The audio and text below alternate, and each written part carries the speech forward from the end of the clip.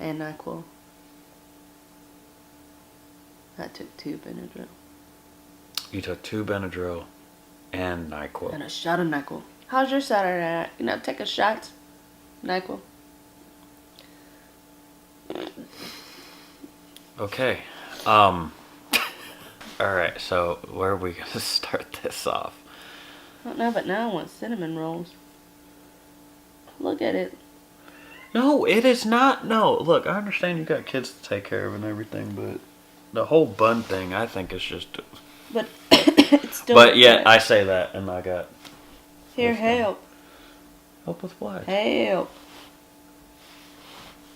How do you get this thing? How do you unload this? You just take... That is heavy. Yeah. Didn't you take a shower like 8 hours ago? Yeah, it's still wet. Holy crap. So guys, today I worked 12 hours.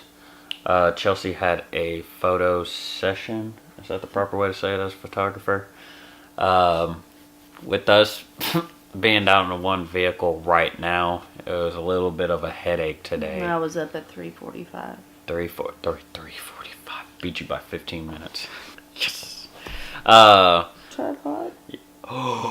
Oh, yes. Okay. But someone was mean and stole it. They could have left it. Well, okay. So, Chelsea did the photo shoot today. It was just a little family photo shoot.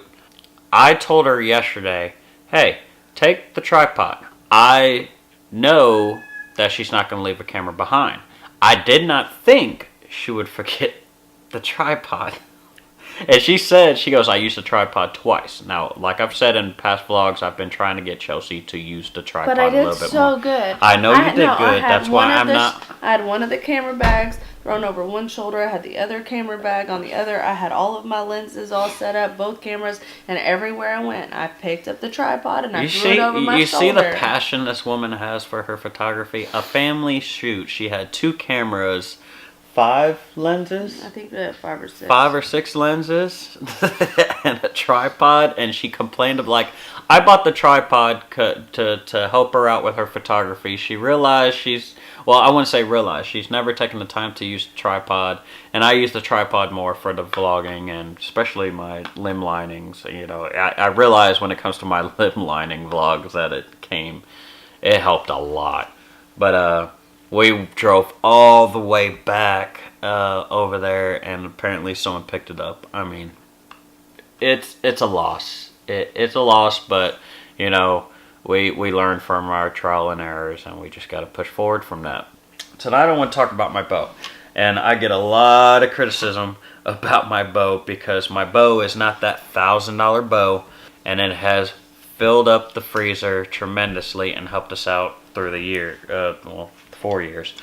I shoot with a youth diamond bow. I honestly cannot remember what it's called. If you don't know diamond's like the cheaper end of Bowtech.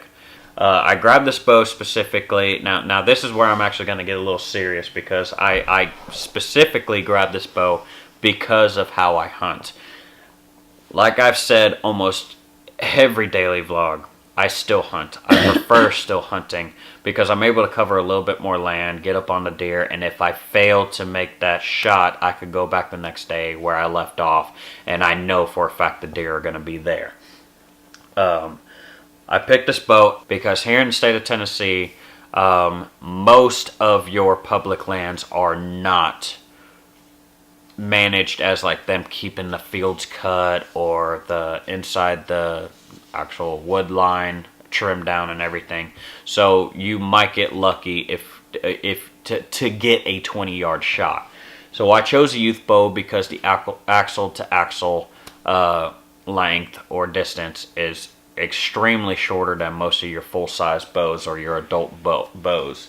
But I know the Carbon Knight by Bowtech was the shortest axle to axle at its time, and which I don't even think they make that bow anymore. And that was one of my, I love Matthews, Hoyt, all those. I don't specifically target one brand, but when the Carbon Knight came out, that is one sexy bow for how I hunt. This bow does have the Infinity's set up in the smart cam technology, so you could do a lot of adjustments without using a bow press. So that's one thing that I really enjoyed, because I didn't have to worry about doing too much. I can tune this bow how I want it right there on site, on hand. The reason why I use a youth bow is because it's so thick in the areas that I hunt. Not only is it so thick, but the areas where I go through hunting, I don't want to have a $1,500 bow while I'm hunting out there, still hunting, going through thickets and everything. And I don't care what anybody has to say, well, it's more accurate. And you're talking about, at most, a 20-yard shot within the wood line. I have shot this bow at 75 yards at a target, and it drilled it 9 inches deep at its highest weight, which is, I think, 68 pounds. And you can also turn it down to like 5 or 7 pounds. I mean, you're talking about an awesome bow to start with. Don't worry about the name brand. Don't worry about anything except for what fits you. And that's that is what drew me to this bow, is the fact that it did everything I wanted, everything that I needed, and then some. And I never once, every time I pick up this bow, I'm honestly proud to be able to hold this bow. And I paid $326 with tax for this thing. So I love it. I shoot a youth bow, and I'm proud of it.